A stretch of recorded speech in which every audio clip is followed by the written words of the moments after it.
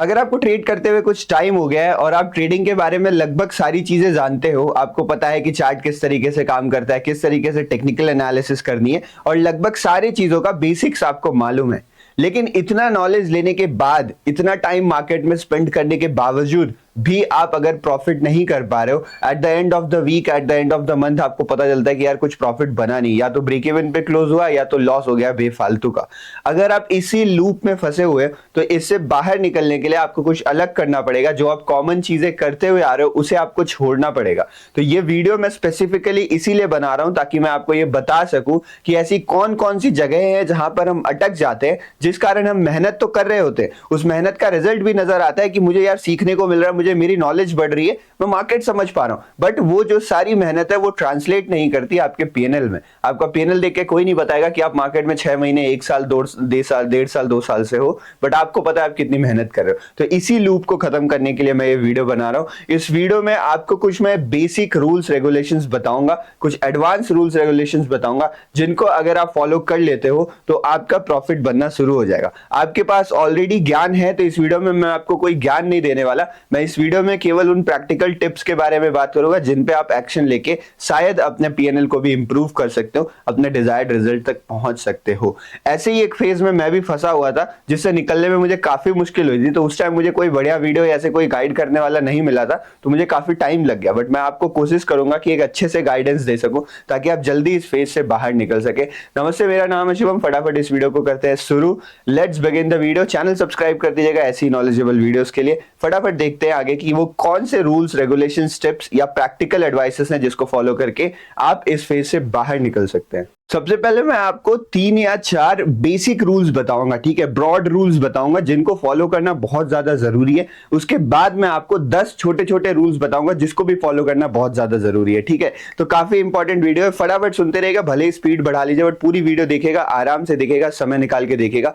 चलिए शुरू करते हैं अपने सबसे पहले रूल से, क्रिएट योर एज। ये एक सबसे बड़ी इशू है जो मुझे पता चली है, बिकॉज ये जब मैं अपने ट्रेड करता था ना तो मैं भी इसी चीज में फंसा हुआ था, बट मुझे रियलाइज ही नहीं होता था कि मेरी कमी क्या है। मुझे ये चीज बिल्कुल रियलाइज नहीं होती थी। मैं आपको कहानी बताता हूं, मैंने ट्रेडिंग स्टार्ट करी थी जब तब मैं 1 मिनट के चार्ट में ट्रेड करता था, ठीक है। मुझे लगता था कि 1 मिनट में ज्यादा अपॉर्चुनिटीज मिल सकती है, ज्यादा आपको ट्रेड करने मिल सकता है। 1 मिनट में ट्रेड करना बहुत ज्यादा डिफिकल्ट होता है और रिकमेंडेड भी नहीं होता, कोई खास फायदा भी नहीं मिलता है, नॉइज बहुत ज्यादा रहती है, ठीक है।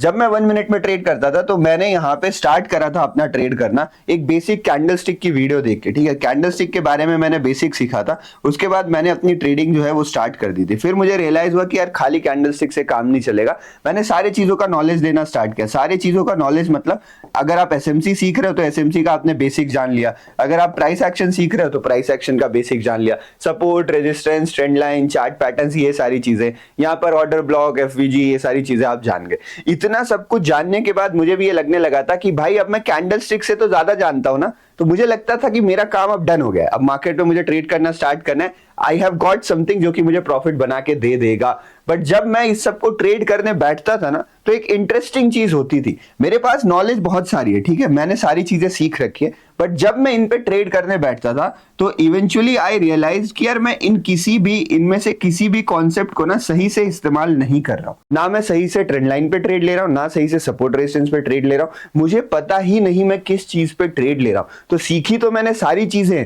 जब बात एग्जीक्यूशन की आ रही ना तो मैं रैंडम ट्रेड कर रहा हूं। कभी कैंडलस्टिक पे कर ले रहा हूं, मार्केट ऊपर जाता हुआ दिख रहा है तो बाई कर ले रहा हूं, नीचे गिरता हुआ दिख रहा है तो सेल कर ले रहा हूं, कहीं पे सपोर्ट रेजिस्टेंस कर ले रहा हूं, कहीं पे ट्रेंड लाइन कर ले रहा हूं। तो मतलब मेरे पास कोई भी ऐसी डिफाइंड स्ट्रैटेजी या सेटअप नहीं था जो कि इस नॉलेज में से ही बनना चाहिए था, बट मेरे पास वैसा कुछ भी नहीं था। तो मेरे पास सारी नॉलेज होने के बावजूद ना मैं कुछ भी उसमें से इंप्लीमेंट नहीं करता था जब भी मैं ट्रेड करता था। तो आपको सबसे पहला सवाल अपने से आज यही पूछना है कि सर मेरे पास नॉलेज तो बहुत ज्यादा है, मैंने बहुत ज्यादा यहाँ पे मार्केट में टाइम दिया है, बट क्या वो नॉलेज और क्या वो टाइम मेरे ट्रेड्स में दिखते हैं? क्या मेरे ट्रेड्स लेने का पीछे का रीजन जो होता है वो जस्टिफाइड होता है, जो कि मैं इस नॉलेज से जस्टिफाई कर सकूं?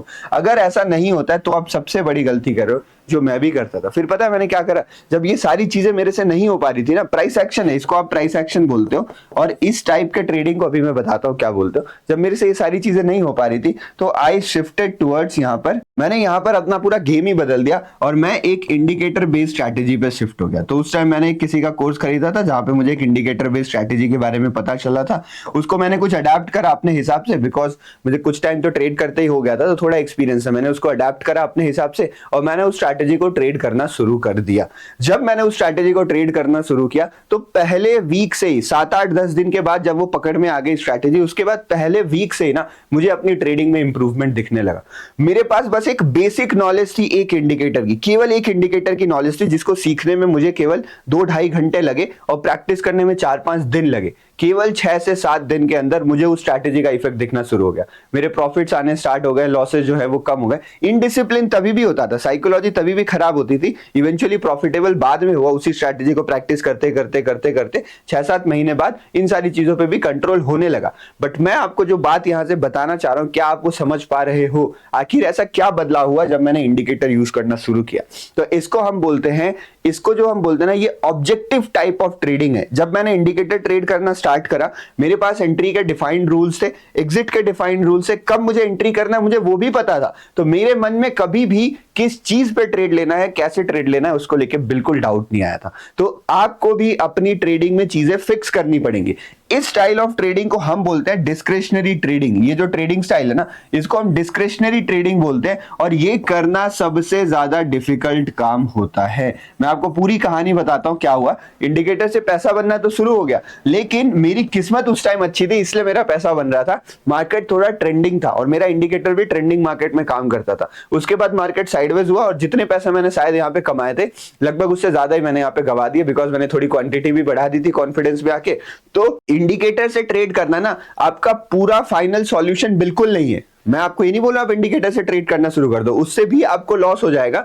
मैं आपको ये बोल रहा हूं कि आपको अपना एज क्रिएट करने की जरूरत है। जब मैं इंडिकेटर में ट्रेड कर रहा था तो मुझे पता था मैं क्या कर रहा हूं, मेरे पास रूल्स थे। जब मैं ये डिस्क्रिशनरी ट्रेडिंग कर रहा था, सारे नॉलेज को यूज करके ट्रेड कर रहा था, तो मुझे पता ही नहीं था कि मैं कर क्या रहा हूं, और मैं किसी भी एक चीज को यूज नहीं कर सकता था। तो जो सॉल्यूशन मैं आपको देने वाला हूं वो बड़ा ही सिंपल सॉल्यूशन है, ध्यान से सुनेगा मैं क्या बता रहा हूं। स्टेप नंबर 1, हमें अपना मार्केट में एज क्रिएट करना है। ठीक है, एज मतलब क्या होता है कि आपके पास काम करने का कोई ऐसा तरीका जिसमें आप मास्टर हो। आपका नॉलेज आपका एज कभी भी नहीं बन सकता है। तो आपके पास जितना भी नॉलेज है ना, जितना भी नॉलेज आपके पास टोटल है, आपको जो भी लग रहा है आप बढ़िया ट्रेड करते हो, अच्छा ट्रेड करते हो, आप जानते हो, आपको कुछ तो एक्सपीरियंस हो ही गया होगा कि आप किस तरीके के ट्रेडर हो। उस नॉलेज को हमें फिल्टर करने की जरूरत है, उस नॉलेज की हमें फिल्टर करने की जरूरत है, और वहां से हमें अपना एज क्रिएट करने की जरूरत है। मैं आपको एक एग्जांपल की मदद से समझाता हूं। फॉर एग्जांपल, मान लो मैंने यहां पर लेवल्स के ऊपर बहुत ज्यादा मेहनत करी है, चार्ट में कैसे लेवल्स फाइंड आउट करते हैं, उन पे कैसे ट्रेड लेते हैं, उनको कैसे ड्रॉ करते हैं। तो एक ट्रेडर है जिसको लेवल्स के बारे में सब कुछ नॉलेज है, ठीक है,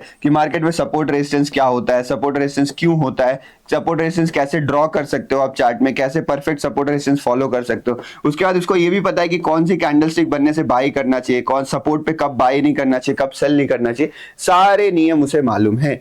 लेकिन अगर वो इन सारे नियम को जानता है, बट इस नियम के बेसिस पे उसने कोई एज क्रिएट नहीं करा है, कोई ट्रेडिंग स्ट्रैटेजी नहीं बनाई है ना, तो इस नियम को प्रैक्टिकली इंप्लीमेंट ही नहीं कर पाएगा। तो आप ये नियम अगर जानते हो तो नेक्स्ट काम आपको क्या करना है? अच्छा, पहला काम आपको ये करना है, जितना भी नॉलेज है सबसे आप ट्रेड नहीं कर पाओगे। आपको मालूम 100 तरीके की चीजें होती हैं, बट आप ट्रेड उनमें से केवल 20 या 30 चीजों को ही करते हो, बिकॉज सारी चीजों में अगर आप ट्रेड करोगे तो आप किसी के भी मास्टर नहीं बन पाओगे। और ट्रेडिंग में सक्सेसफुल होने के लिए मास्टरी बहुत जरूरी है कुछ चीजों की। पूरा चीज आपको पता होना चाहिए, बट कुछ चीजों के आपकी मास्टरी बहुत ज्यादा जरूरी है। तो सारी चीजों में आप मास्टरी नहीं कर सकते, इसलिए पहले आपको चीजें फिल्टर करनी है कि सर ये काम है जो मैं बढ़िया करता हूं, और जो काम आप बढ़िया करते हो उससे आपको एक स्ट्रैटेजी बनानी है। एक सिंपल एग्जांपल दे रहा हूं, कुछ मुश्किल काम नहीं है ये। सपोर्ट रेजिस्टेंस लेवल हो गया, इसकी स्ट्रैटेजी आप कैसे बना सकते हो? आप अपने में लिखो, स्टेप 1 मेरा ये है कि सपोर्ट मुझे फाइंड आउट करना है। तो आपने सपोर्ट फाइंड आउट कर लिया यहाँ पे चार्ट में जाके। अब सपोर्ट फाइंड आउट करने का स्टेप 2 क्या है? यहाँ पे मुझे किसी कैंडल का वेट करना है। कौन से कैंडल का वेट करना है ये भी डिफाइन करिए कि इनमें से 3 कैंडल का मैं वेट करूंगा। अगर यहाँ पे हैमर बनती है, या फिर यहाँ पे एक बड़ी ग्रीन कैंडल बनती है, या फिर यहाँ पे बुलिश एंगल्फिंग कैंडल बनती है, तो ये 3 टाइप ऑफ कैंडल्स का मैं वेट करूंगा। अगर ये कैंडल्स बनती है तो मैं अपनी एंट्री जो है वो प्लान करूंगा इन कैंडल्स के हिसाब के। एसएल उनके नीचे रखूंगा, टारगेट 2 गुना रखूंगा, 1.5 गुना रखूंगा, जो भी रखूंगा। तो ये मेरे पास पूरा नॉलेज था, और इस नॉलेज की मदद से ही मैंने अपने लिए एक स्ट्रैटेजी तैयार कर ली। अब अगर मैं यहाँ पे ट्रेड कर रहा हूं ना, तो रैंडम चीजें होने के चांसेस बहुत ज्यादा हैं, बिकॉज मेरे पास बहुत ज्यादा ज्ञान पड़ा है। मैं कभी कोई ज्ञान यूज करूंगा, कभी कोई ज्ञान यूज करूंगा, बट यहाँ पे जब मैं आ गया तब मेरे पास कोई ऑप्शन नहीं है, मेरी सारी चीजें फिक्स्ड है। और जब आप ये चीजें फिक्स कर लोगे ना, तब आपको गलतियां दिखनी शुरू होगी, तब आपको इस सेटअप्स का प्रॉब्लम पता चलेगा। जब आप 1000 तरीके की चीजें कर रहे हो ना, तो आपको दिक्कत ही नहीं पता चलेगी, आपको आपके सेटअप की प्रोबेबिलिटी ही नहीं मालूम चलेगी। तो सबसे पहला और सबसे जरूरी काम, अगर आपके पास नॉलेज है फिर भी आप पैसा नहीं बना पा रहे हो, तो वो है मार्केट में एज क्रिएट करना। आज ही बैठिए और ये डिसाइड करिए कि वो कौन सी चीज है जिसमें आप एक नया सेटअप बना सकते हो। सेटअप की वीडियो हजारों मिल जाएंगी यूट्यूब में ना, बट ऑलरेडी आपके पास नॉलेज है भाई। मैं नहीं बोल रहा हूं फालतू की वीडियोस देखो, मेरी भी मत देखो, आप मेरे भी सेटअप्स की वीडियो मत देखो, अपने नॉलेज को यूज करके सेटअप बनाओ। अगर दिक्कत आती है तो इधर उधर से आप मदद ले सकते हो। अगर ये पॉइंट क्लियर है तो ही आगे बढ़ेगा, नहीं तो इस पॉइंट को दोबारा सुनिए, ये मोस्ट इंपॉर्टेंट पॉइंट था वीडियो का, इसलिए मैंने सबसे पहले इसी को कवर किया है। आपको डिस्क्रिशनरी ट्रेडिंग बाद में करनी है। डिस्क्रिशनरी मतलब गट फीलिंग पे ट्रेडिंग, कि यार सर मुझे लग रहा है मार्केट ऊपर जा रहा है, मैं बाय कर लेता हूं। वहां तक पहुंचने के लिए आपको एक्सपीरियंस चाहिए, और उस एक्सपीरियंस से पहले अगर आप यही काम करोगे तो आपके लॉसेस होंगे और आप ट्रेडिंग छोड़ दोगे, उस जगह तक पहुंच ही नहीं पाओगे। तो शुरुआत में पैसा बनाने के लिए चीजें फिक्स करना बहुत ज्यादा जरूरी है, और उन फिक्स चीजों को सही से एग्जीक्यूट करना भी बहुत ज्यादा जरूरी है। तो ये हमारी पहली दिक्कत थी, अगर आप इसको सॉल्व कर लेते हो तो आपको पक्का इंप्रूवमेंट देखने को मिलेगा। This was the biggest learning that I got from my experience. अपने एक्सपीरियंस से सीखा है, और सच में बहुत ज्यादा इसका आपको इंप्रूवमेंट देखने मिलेगा। सेकेंड चीज के बारे में बात करते हैं। कुछ लोगों के पास स्ट्रैटेजीज होती हैं, उसके बावजूद भी अगर आपका पैसा नहीं बन रहा, अगर आपको स्ट्रैटेजी की नॉलेज है उसके बाद भी आपका पैसा नहीं बन रहा है, तो कहीं ना कहीं गड़बड़ आपकी रिस्क मैनेजमेंट में हो रहा है। आप पीएनएल का गेम नहीं समझ पा रहे, और वो मैं आपको समझाने की कोशिश करता हूं कि आखिर ट्रेडिंग में पैसा इन द एंड बनता कैसे है। तो ये एक बड़ा ही सिंपल डिवीजन क्रिएट करते हैं, ठीक है। इस तरीके से अगर आप चाहो तो 4 पार्ट में इसको डिवाइड कर सकते हो। ये एक सच्चाई है। फॉर एग्जाम्पल मान लो कि अगर महीने के अंत में मैंने 10,000 रुपए का प्रॉफिट किया है, अगर महीने के अंत में मैंने 10,000 रुपए का प्रॉफिट किया है, तो जो इसमें से 8,000 रुपए का प्रॉफिट होगा, 10,000 में से जो 8,000 का प्रॉफिट होगा, वो मेरे 3 से 4 ट्रेड में बन गया होगा। 3 से 4 या 5 ट्रेड में मेरा 8,000 का प्रॉफिट बन गया होगा। मैं मान के चल रहा हूं कि महीने भर में मैं कम से कम 20 से 25 ट्रेड लेता हूं, तो उस 20 से 25 ट्रेड में ना 4, 5, 6 ट्रेड में ही मेरे 8,000 रुपए बन गए। तो आप देख रहे हो, कुछ लिमिटेड नंबर ऑफ अच्छे ट्रेड्स में आपका मैक्सिमम प्रॉफिट बन जाता है। बाकी जो ये 2,000 का प्रॉफिट बना ना, इसको बनाने में मुझे 15 से 20 ट्रेड्स लग गए। 15 से 20 ट्रेड मुझे केवल ये 2,000 का प्रॉफिट बनाने में लग गए, तब जाके मेरा टोटल प्रॉफिट 10,000 के आसपास आया है। यानी हर दिन हर समय समान नहीं होता है मार्केट में ना, चीजें ऊपर नीचे होती रहती। तो चीजों का काम है ऊपर नीचे होना, बट हमें कुछ ऐसी अपॉर्चुनिटीज की जरूरत होती है जो हमारा नेट पीएनएल हमें बना के देती है। तो अगर आप ट्रेडिंग में देखते हो तो क्या क्या चीजें हो सकती है, या तो आपका बहुत बड़ा लॉस हो सकता है ट्रेडिंग में, कोई भी ट्रेड आप लेते हो बहुत बड़ा लॉस हो सकता है, या तो आपका यहाँ पे बहुत बड़ा प्रॉफिट हो सकता है। दोनों चीजें संभव है। इसके साथ साथ आपका यहाँ पे स्मॉल प्रॉफिट या फिर बोलो नॉर्मल प्रॉफिट, नॉर्मल लॉस भी हो सकता है। बड़ा प्रॉफिट या बड़ा लॉस तभी होता है जब मार्केट में कुछ स्पेशल चीजें होती है। खासकर बड़ा लॉस तब होता है जब आप गलती करते हो। बड़ा प्रॉफिट तभी होता है अगर आप सारा काम बढ़िया करो ना, तो भी आपका बड़ा प्रॉफिट नहीं होगा अगर मार्केट में कोई मोमेंटम नहीं है। तो बड़ा प्रॉफिट आपका तभी होता है जब मार्केट में होता है कोई मोमेंटम। तो बड़ा प्रॉफिट आपके हाथ में नहीं है, बड़ा लॉस आपके हाथ में। तो इसके ऊपर मैं भी दोबारा आने वाला, इस चीज के बारे में बात करेंगे, बट फिलहाल इसको अपने इक्वेशन से आपको हटाना पड़ेगा। I am coming to this point, next point इसी से रिलेटेड है। आपको इसको अपने इमोशन से हटाना, इक्वेशन से हटाना पड़ेगा। और अगर एक बार आपने लॉस को इक्वेशन से हटा दिया तो आपके पास बचती है 3 चीजें। आपको या तो स्मॉल प्रॉफिट स्मॉल लॉस हो सकता है, स्मॉल प्रॉफिट स्मॉल लॉस, या फिर आपको बिग प्रॉफिट हो सकता है। तो कुछ लोगों को यहाँ पर स्मॉल प्रॉफिट स्मॉल लॉस में ही वो अटक के रह जाते हैं। नॉलेज भी है, उससे स्ट्रैटेजी भी बना ली है, बट फिर भी नेट पैसा नहीं बन पा रहा है, बिकॉज आप छोटे छोटे प्रॉफिट छोटे छोटे लॉस कर रहे हो, आप बड़े प्रॉफिट नहीं कर पा रहे हो। बड़े प्रॉफिट आप कैसे कर सकते हो वो मैं आपको बताता हूं। आपको अपनी स्ट्रैटेजी ही फॉलो करनी है, ठीक है, अपनी स्ट्रैटेजी ही फॉलो करनी है। आप ट्रेलिंग एसएल का यूज कर सकते हो। ट्रेलिंग एसएल के ऊपर भी चैनल पर वीडियो है, आप जाके सर्च करना ट्रेलिंग एसएल फील्डलेस ट्रेडर शिवम, आपको वीडियो मिल जाएगी। आप ट्रेलिंग एसएल का इस्तेमाल कर सकते हो। आपको ये देखने की जरूरत है कि मेरे सेटअप में कब कब मुझे बड़ी अपॉर्चुनिटी मिलती है। फॉर एग्जाम्पल अगर आप ट्रेंडिंग मार्केट का कोई सेटअप ट्रेड करते हो तो कब अक्सर बड़ी अपॉर्चुनिटी मिलती है। तो उस पैटर्न को आइडेंटिफाई करके सेटअप को थोड़ा ट्वीक इस तरीके से करना है कि जब बड़ी अपॉर्चुनिटी मिलने हो तो उस टाइम आप ट्रेड में बने रहो, तो वो ट्रेलिंग एसएल से ही पॉसिबल होता है। और प्लस अगर आप थोड़ी और एनालिसिस करोगे अपने सेटअप की तो आपको वो अपॉर्चुनिटीज दिखने लगेंगी, सर ऐसा सेटअप जब इस बार बना था तो बड़ा मूवमेंट आया था, शायद इस बार भी बड़ा मूवमेंट आ जाएगा, एक काम करता हूं अपने ट्रेड को थोड़ा होल्ड करता हूं। तो बड़े प्रॉफिट्स की भी बहुत ज्यादा जरूरत है अगर आप अपने पीएनएल को प्रॉफिट में लाना चाहते हो, अगर आप प्रॉफिटेबल बनना चाहते हो। तो बड़ा प्रॉफिट लाने के लिए एक और चीज जरूरी है। कई बार क्या होता है कि हमें एक डिसेंट प्रॉफिट हो रहा होता है, मतलब मान लो जनरली अगर मेरा प्रॉफिट 500 से 1500 का प्रतिदिन हो रहा है, तो 500 से 1500 दिन ये मेरा रेगुलर प्रॉफिट है, 1000 से 1500 मान लो अब, और किसी दिन मुझे 2500 का प्रॉफिट दिख गया, 3000 का प्रॉफिट दिख गया। तो जब 2500 3000 का प्रॉफिट दिख रहा है ना, तो ये सिग्निफिकेंटली बड़ा प्रॉफिट है। तो इस समय भी एकदम ब्लैंक होके मत बैठ जाएगी, सर 3000 का प्रॉफिट हो गया, बड़ा प्रॉफिट करना है, तो एक काम करता हूं एसएल को कॉस्ट टू कॉस्ट छोड़ देता हूं और इस ट्रेड को होल्ड कर लेता हूं, ये ट्रेड चलेगा तो बहुत बड़ा प्रॉफिट हो जाएगा। मार्केट में जो मोमेंटम होता है ना, तो एक डेफिनेटिव मोमेंटम आता है, बड़ा मोमेंटम भी एक लेवल तक आता है, उसके बाद करेक्शन आना शुरू हो जाता है। तो 2500-3000 का जो बड़ा प्रॉफिट था वो भी आपका कम हो जाएगा। इसीलिए ट्रेलिंग एसएल का यूज करिए, और अगर कभी बड़ा प्रॉफिट बनाने का मौका बन रहा है, मतलब रेगुलर प्रॉफिट से 1.5 गुना 2 गुना 2.5 गुना, तो उसे बुक भी करते रहिए। तो पार्शियल प्रॉफिट बुकिंग भी जरूरी है। इस तरीके से अगर आप बढ़िया से ट्रेड मैनेजमेंट कर लोगे ना, तो आप बड़े प्रॉफिट्स भी बुक कर पाओगे, और बड़े प्रॉफिट्स बुक करने के बाद ही है ना जो आपका पीएनएल बढ़िया दिखेगा। मैं आपको अपनी कहानी भी बता रहा हूं, मेरा भी लगभग हर महीना ऐसे प्रॉफिट में नहीं जाता, कभी मार्केट बहुत खराब रहता है, ऑप्शन ट्रेडिंग की बात कर रहा हूं, तो मेरा भी महीना लॉस में चल जाता है। और वो लॉस में जाने की जो मेरी वजह रहती है वो ये रहती है कि मैं कोई बड़ा प्रॉफिट कर ही नहीं पाया, वो महीना अच्छा नहीं था, कोई बड़ा प्रॉफिट हो ही नहीं पाया, स्मॉल प्रॉफिट स्मॉल लॉस में ज्यादा लॉसेस हो गए, प्रॉफिट कम ही हुआ, तो नेट में लॉस में क्लोज कर गया। बड़ा लॉस तो तभी होता है जब कुछ ना कुछ गड़बड़ करता हूं, कोई इमोशनल मिस्टेक, कोई वो वाली गड़बड़ होगी, तो ही बड़ा लॉस होगा, नहीं तो बड़ा लॉस नहीं होता। बट ये छोटे छोटे लॉसेस ज्यादा हो जाते हैं और बड़ा प्रॉफिट हो नहीं पाता, जिस कारण पीएनएल रेड में क्लोज हो जाता है। तो अगर आपको प्रॉफिट करना है तो इस गेम को भी ध्यान रखना है, इस इक्वेशन को भी समझना है, और अपनी स्ट्रैटेजी, अपने माइंडसेट को इस तरीके से अडेप्ट करना है कि आप छोटे लॉसेस को ले रहे हो, बहुत खुशी से ले रहे हो, बड़े प्रॉफिट्स के लिए आप प्रिपेयर कर रहे हो, एग्जीक्यूट कर रहे हो, और बड़े लॉसेस को आप हर कंडीशन में अवॉइड कर रहे हो। Which brings me to the third point, जो कि बहुत ज्यादा इंपॉर्टेंट है।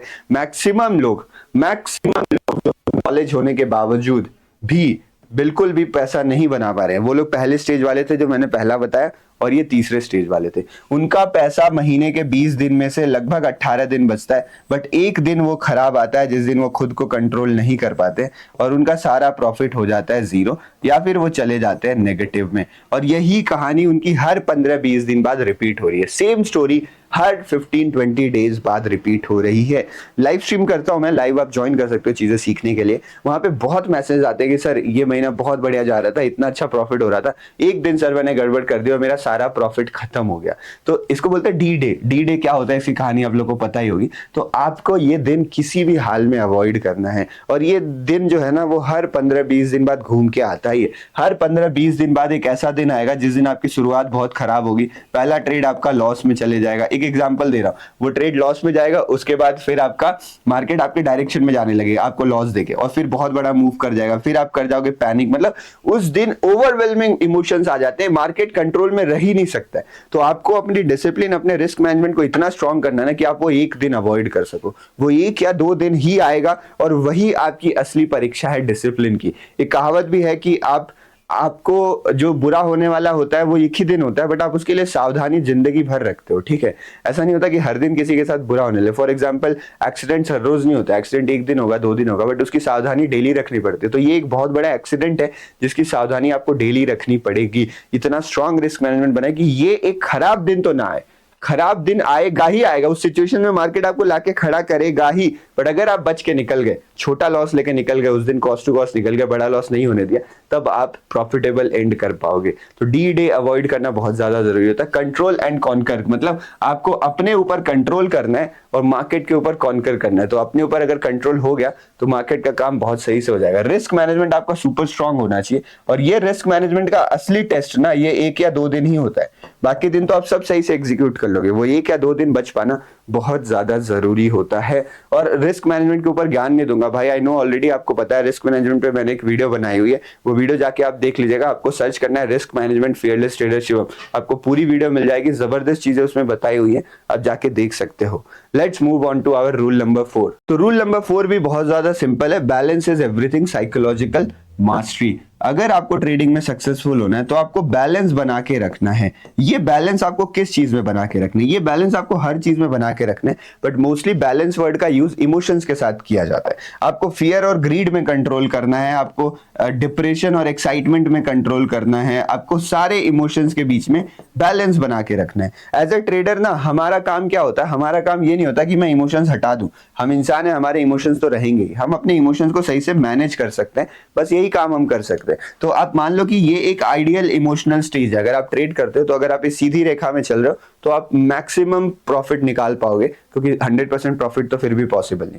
बट हमारा एज अ ट्रेडर क्या रहता है? हम लोग ऊपर नीचे होते रहते हैं। तो जो आपका इमोशनल स्टेज है ना, ऐसे ऊपर नीचे होते रहेगा। तो एज ए ट्रेडर आपका काम क्या है कि अगर बहुत ज्यादा ऊपर जा रहा है, इसको खींच के फिर से मीन लाइन के पास लेके आना। बहुत ज्यादा नीचे गिर रहा है तो खींच के इसको फिर से बैलेंस के आसपास लेके आना। तो अगर आप बैलेंस मेंटेन कर पा रहे हो, साइकोलॉजिकल बैलेंस अगर आप मेंटेन कर पा रहे हो, तो ये चीज तो आपकी शॉर्टेड हो जाएगी। और प्लस मैं ये मानता हूं कि अगर आपने ट्रेडिंग में बहुत ज्यादा नॉलेज ले ली है ना, और उस नॉलेज के साथ आप मार्केट में ट्रेड कर रहे हो, आप मार्केट में ट्रेड कर रहे हो, मतलब उस नॉलेज के बाद आप एक्चुअल ट्रेडिंग कर रहे हो, आप प्रैक्टिस कर रहे हो, तो ये जो साइकोलॉजिकल मिस्टेक्स होती है ना, वो आपको खुद भी रियलाइज होती होंगी। साइकोलॉजिकल मिस्टेक के ऊपर 4-5 दिन पहले एक जबरदस्त वीडियो डाली थी, बहुत लंबी वीडियो है, फुल कोर्स में समझाया कि एक इंसान का दिमाग किस तरीके से ट्रेडिंग करने जब आता है तो गड़बड़ियां करता है। तो प्लीज वो वीडियो नहीं देखिए तो देख लीजिएगा, यहाँ कहीं आपको थंबनेल दिख रहा होगा, और प्लस आपको सर्च करना है बस, या फिर मैं आपको डिस्क्रिप्शन कमेंट में लिंक दे दूंगा साइकोलॉजी वाली वीडियो की, तो वो भी जाके देख लीजिएगा, आपको उससे बहुत मदद मिलेगी। मैं आपको बोर नहीं करना चाह रहा हूँ, मैं मान के चल रहा हूँ कि आपको नॉलेज है साइकोलॉजी की, तभी आपको नॉलेजेबल मैं कह रहा हूँ, ठीक है। तो अब हमारे पास यहाँ पे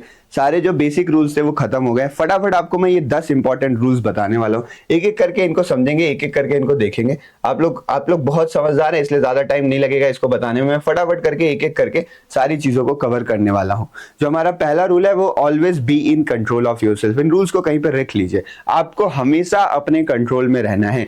मार्केट आपके कंट्रोल में कभी आएगा भी नहीं, मार्केट समझना इज इम्पॉसिबल। कोई नहीं है जो मार्केट क्या करेगा वो सक्सेसफुली प्रेडिक्ट कर पाए। हम एनालाइज करते हैं, एनालिसिस के बेसिस पे ट्रेड्स करते हैं। तो बहुत ज्यादा जरूरी है कि आप अपने आप को कंट्रोल में रखें। जब तक आप अपने आप को अपने कंट्रोल में रखेंगे तब तक आपके एक्शंस जो है ना वो कंसिस्टेंट रहेंगे, और अगर आपके एक्शंस कंसिस्टेंट रहेंगे तो शायद आपको रिजल्ट भी कंसिस्टेंट ही देखने को मिलेगा। Always be in control of yourself.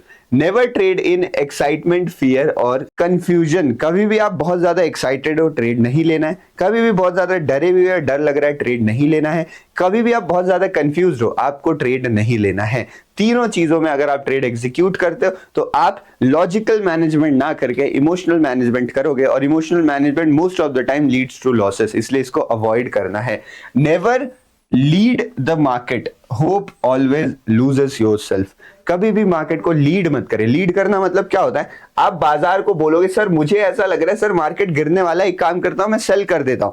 अगर कोई चार्ट में आपको सिग्नल मिल रहा है, जैसे मान लो रेजिस्टेंस पे जाके नेगेटिव कैंडल बन रही है तो सही है, बट रेजिस्टेंस पहुंचते ही आप अगर सेल कर दे रहे हो तो वहां पे लीडिंग द मार्केट हो जाता है। तो बिना किसी स्ट्रैटेजी में अगर आप होप में आके काम कर रहे हो कि सर मुझे ऐसा लग रहा है कि मार्केट ये करने वाला है, तो आप फंस जाओगे वहां पे। तो कभी भी मार्केट को लीड नहीं करना है, वेट करना है, मार्केट के सिग्नल्स देखने हैं, स्ट्रैटेजी बनती है, सेटअप बनती है, वो बनने देना है, तभी ट्रेड करना है। एक कहावत है कि जब तक मेरा सेटअप नहीं बनता तब तक मैं मार्केट को छेड़ूंगा नहीं, और अगर मेरा सेटअप बनता है तो मैं मार्केट को छोड़ूंगा नहीं। तो सेटअप बनने का वेट करने देना, जो आपने प्लान किया था वो होने देने का इंतजार करना है। होप में आके आपको ट्रेड नहीं लेना है। Trade market based on your conditions. बाजार को आपके कंडीशंस पे ट्रेड करिए, और यही सबसे बड़ा डिफरेंस है गैम्बलर और ट्रेडर में। एक ट्रेडर के हाथ में पूरा कंट्रोल होता है कि वो कौन सा ट्रेड ले, कब ट्रेड ले, कैसे एग्जिट करे, किस तरीके से उसको मैनेज करे, ट्रेड ले या ना ले, पूरा कंट्रोल आपके हाथ में है, ठीक है। बट गैम्बलिंग में पूरा कंट्रोल जो होता है वो हाउस के हाथ में होता है, आपके पास कुछ ज्यादा होता नहीं। उनके रूल्स पे आप गेम खेलते हो, उनके रूल्स उन्हीं के हिसाब से बनाए गए हैं, ठीक है।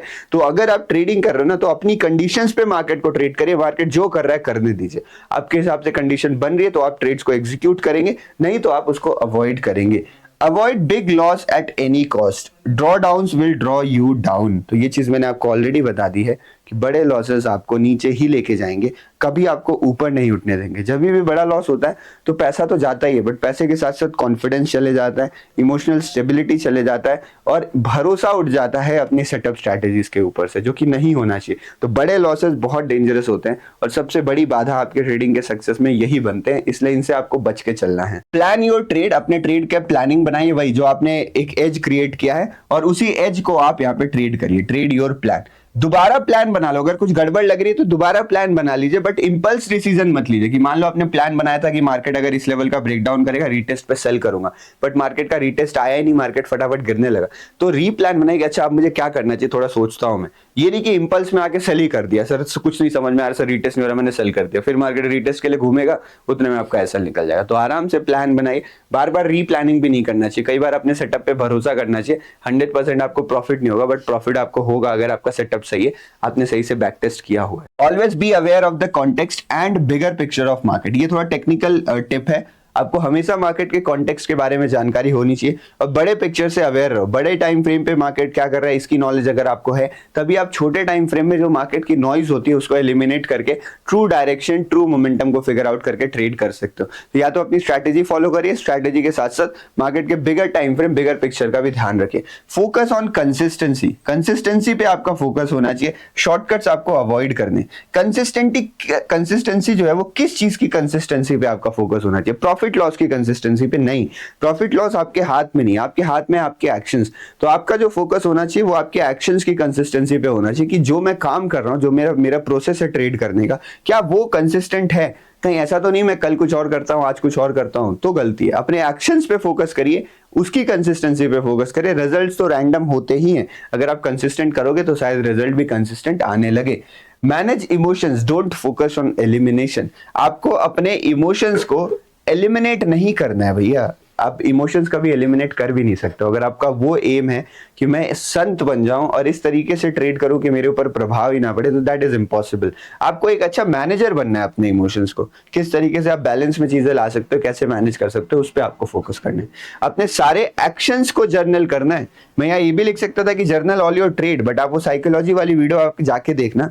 आप अपने ट्रेड्स की जर्नलिंग कर सकते हो, आप अपने सेटअप स्ट्रैटेजी की जर्नलिंग कर सकते हो, आप अपने साइकोलॉजी की जर्नलिंग कर सकते हो, आप अपने एक्शन की जर्नलिंग कर सकते हो। जर्नलिंग से आपको डेटा मिलता है और डेटा से भैया आपको ये पता चलता है कि मैं क्या गलतियां कर रहा हूं, कहां पे स्कोप ऑफ इंप्रूवमेंट है, कहां पे ज्यादा काम करना चाहिए, कहां पे बिल्कुल काम नहीं करना चाहिए। तो वो आइडिया आपको तभी मिलेगा जब आप जर्नलिंग जो है वो करने वाले हैं। Decide all your trading goals, अपने सारे ट्रेडिंग गोल्स को डिसाइड कर लीजिए और इस तरीके से डिसाइड करिए कि जो आपके एक्सपेक्टेशंस हैं वो कम हो। यहाँ पर एक्सपेक्टेशंस ज्यादा नहीं रखनी है मार्केट से। मार्केट एक बहुत बढ़िया बिजनेस है उन लोगों के लिए जो लोग यहाँ पे एक लिमिटेड एक्सपेक्टेशन के साथ आए हैं। अगर आप यहाँ पे रातों रात अमीर बनने आए हो तो शायद आपको यहाँ पे निराशा ही देखने को मिलेगी। बहुत बहुत धन्यवाद ये वीडियो देखने के लिए। Thank you everyone for watching the video, अपना समय देने के लिए। आई होप आपको कुछ सीखने को मिला होगा, आई होप आपको कुछ पता चला होगा, कुछ समझ में आया होगा कि कहाँ पे आप गलती कर रहे हो और मे बी आपको इंप्रूवमेंट भी देखने को मिले। तो कमेंट सेक्शन में जरूर टाइम पे आके बताते रहेगा कि सर मैंने ये चीजें फॉलो करी, 1 सप्ताह हो गया, मुझे इंप्रूवमेंट दिख रहा है। और कोई भी डाउट हो आप कमेंट सेक्शन में पूछ सकते हो, चैनल आप सब्सक्राइब कर सकते हो। आपका बहुत बहुत धन्यवाद। जय श्री राम।